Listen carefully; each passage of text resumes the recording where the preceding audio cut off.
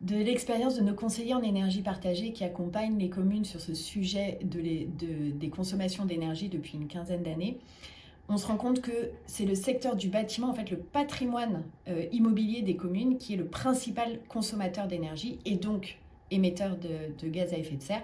Donc pour 75% de la facture énergétique de la commune, c'est le bâtiment. Viennent ensuite les consommations liées à l'éclairage public et puis à la flotte de véhicules. Et si on zoome sur le secteur du bâtiment, il y a quand même une typologie de bâtiments qui se détache, ce sont les écoles. Les écoles qui sont les bâtiments souvent les plus utilisés et c'est dans la majorité des cas l'école qui est la principale consommatrice.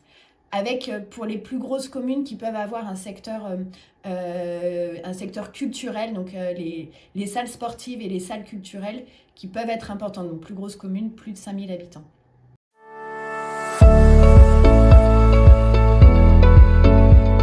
Bien, pour faire les bons choix au départ, déjà il faut bien comprendre où sont nos consommations d'énergie.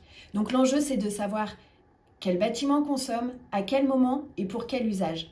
Une fois qu'on a ça, on va traquer le superflu, éviter les dérives, installer des petits équipements qui vont permettre rapidement de faire des économies d'énergie. Pour donner un exemple très concret, c'est installer un bouton poussoir qui déclenche le chauffage dans une salle associative et qui va permettre au chauffage de fonctionner pendant 1 heure ou 2 heures, on le programme, et qui va se couper automatiquement, ce qui évite d'avoir des salles qui vont être chauffées tout un week-end alors qu'elles n'ont été utilisées qu'1 heure ou 2.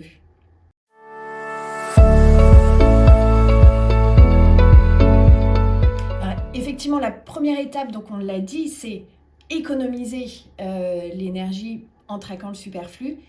Mais malgré tout, on a besoin de faire des rénovations de bâtiments qui permettent d'améliorer le confort, mais aussi de diminuer de manière importante les consommations énergétiques.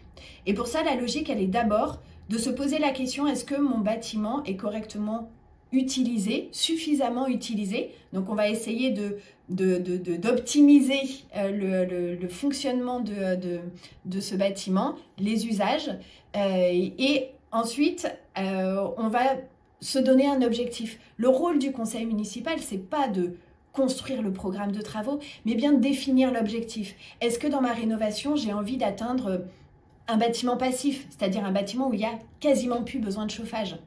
Est-ce que mon angle d'attaque, ça va plutôt être de dire tous les matériaux que je vais utiliser, ce seront des matériaux qui seront les moins impactants sur l'environnement, par exemple en faisant du réemploi, en réutilisant des matériaux déjà existants ou en allant chercher des matériaux biosourcés. Donc c'est vraiment cette orientation qui est très importante à définir. Et puis à ne pas oublier les enjeux d'adaptation au changement climatique, notamment, je parlais tout à l'heure des écoles. Les écoles, éviter les risques de surchauffe dans les périodes dites printanières, donc à partir d'avril, mai, juin. Donc ça doit être anticipé dans le projet. Et plus on anticipe l'ambition du projet et les points d'attention spécifiques, et moins la rénovation sera coûteuse au final.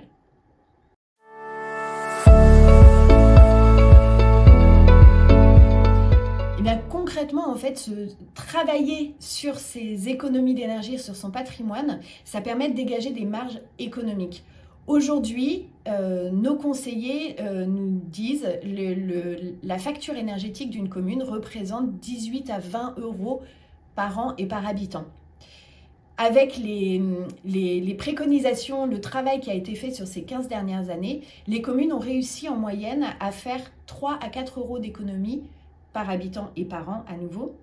Et si une commune avait réalisé l'ensemble des préconisations et des recommandations qu'elle pouvait faire, elle pourrait atteindre 7 à 10 euros d'économie annuelle par habitant. C'est-à-dire qu'en fait, on vient diminuer de moitié la facture énergétique de la commune. Et ça libère du budget pour avoir d'autres projets.